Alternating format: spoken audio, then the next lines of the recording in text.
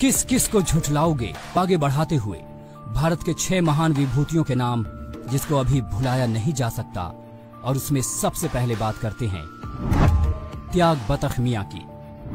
महात्मा गांधी की हत्या करने वाले व्यक्ति नाथूराम गोडसे को हर कोई जानता है, लेकिन लोग उन रसोइया को कम ही जानते हैं जिन्होंने महात्मा गांधी की जान बचाई, और वो थे बतख मियां।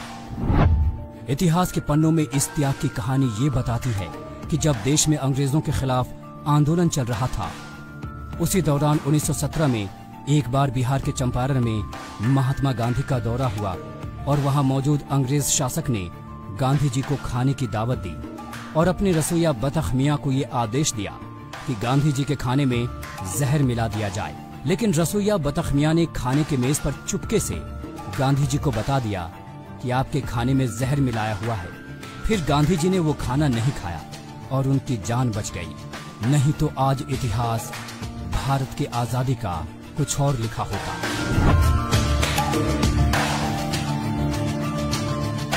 बाद में उसी नाफरमानी की कीमत बतख मियां और उनके परिवार को गांव से बाहर निकालकर जेल में कठोर से कठोर सजा देकर घर को शमशान में बदल कर चुकानी पड़ी।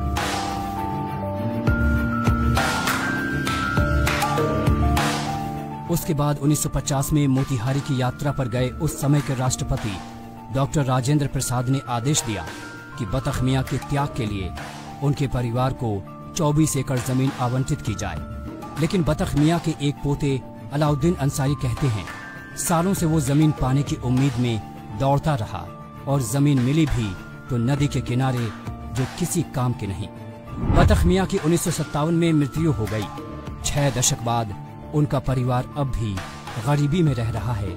उनके दूसरे पोते जाहिद अंसारी कहते हैं, हम अभी भी उम्मीद के खिलाफ उम्मीद कर रहे हैं। दूसरे महान विभूतियों पर है बलिदान खान अब्दुल गफ्फार खान का। जलियांवाला बाग कांड के वक्त 29 साल के जवान खान अब्दुल गफ्फार खान, जिसे हम फ्रंटियर गांधी के नाम से भी जानते हैं, जो पठान का बच्चा था, उन्होंने अंग्रेजों द्वारा निहत्थे लोगों पर गोली से मरे मुस्लिम लाशों को देखकर गांधी जी को कहा कि अगर एक भी पठान की पीठ पर गोली लगी तो मुसलमान आजादी की जंग से दूर हो जाएंगे। 2 दिन तक पोस्टमार्टम चला और पता लगा कि 76 गोली खाने वाले पठान मुसलमान को सिर्फ और सिर्फ सीने पर गोली लगने से शहादत मिली थी। ये थी जंग आजादी में अपने देश से मोहब्बत, और इसे कहते हैं बलिदान। तीसरे महान विभूतियों पर है दानदाता निजाम मीर उस्मान अली खान। कौन भूल सकता है साल 1965 के हिंदुस्तान पाकिस्तान युद्ध को और हैदराबाद के निजाम मीर उस्मान अली खान को, जब उस समय के प्रधानमंत्री लाल बहादुर शास्त्री को युद्ध के बाद हिंदुस्तान की अर्थव्यवस्था को स्थिर करने और धन जुटाने के लिए हैदराबाद का दौरा किया, तो मीर उस्मान अली खान ही थे जिसने 5000 किलोग्राम सोना भारत सरकार की गिरती हुई अर्थव्यवस्था को मजबूत करने में देकर मोहसिने हिंदुस्तान बन गए थे। क्या इस दानदाता को कभी भुलाया जा सकता है? राष्ट्रभक्ति डॉक्टर एपीजे अब्दुल कलाम का। कौन कहता है कि डॉक्टर एपीजे अब्दुल कलाम के पास कुछ नहीं था? हाँ, वास्तव में हमारे मिसाइल मैन के पास अपने लिए कुछ नहीं था, लेकिन वो 85 करोड़ युवाओं के दिलों में रह रहे थे।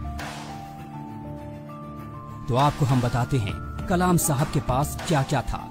कलाम साहब के पास 6 पैंट, 2 डीआरडीओ की वर्दी, 4 शर्ट, 3 सूट, 1 वेस्टर्न और 2 इंडियन, लगभग 2500 किताबें, 1 फ्लैट, वो भी उन्होंने बाद में गांव में सामाजिक कार्य के लिए दान कर दिया था, 1 Padmashri, 1 Padma Bhushan, 1 Bharat Ratna, 16 doctorate, 1 website, 1 Twitter account, 1 email ID.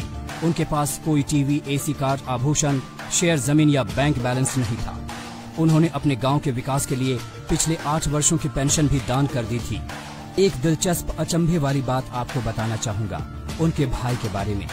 जहां आज एक पार्षद विधायक अपने छोटे से पद पर पहुंचकर करोड़ों अरबों की संपत्ति अर्जित कर लेते हैं, आपको ये जानकर हैरानी होगी कि कलाम साहब के बड़े भाई उनके राष्ट्रपति रहते हुए भी छतरी बनाने की दुकान अपने पैतृक गांव में खोल रखी थी।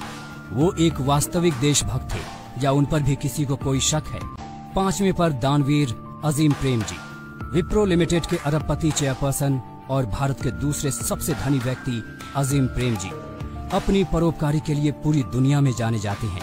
अभी हाल के कोरोना महामारी में 1125 करोड़ रुपए के दान को मिलाकर अभी तक अजीम प्रेमजी ने 1,45,000 करोड़ का दान कर चुके हैं और दुनिया के दूसरे नंबर के दानी बन चुके हैं। विप्रो फाउंडेशन एक गैर लाभकारी संस्था है जिसे 2000 में बनाया गया था और इसने भारत में शिक्षा में सुधार पर ध्यान केंद्रित किया है, जिसके गठन के 1 दशक बाद अजीम प्रेमजी विश्वविद्यालय की स्थापना हुई। इस विश्वविद्यालय का लक्ष्य सार्वजनिक शिक्षा प्रणाली को बदलना है। और महान विभूतियों के 6ठे नंबर पर हैं नेक इंसान शरीफ चाचा। देखिए 80 साल के फैजाबाद के शरीफ चाचा को, जिसने 1952 से अभी तक करीब करीब बिना किसी भेदभाव के कौन मुसलमान है कौन हिंदू है 25,000 लावारिश लाशों को दफनाया या अंत्येष्टि कर चुके हैं। इनको आप क्या कहेंगे?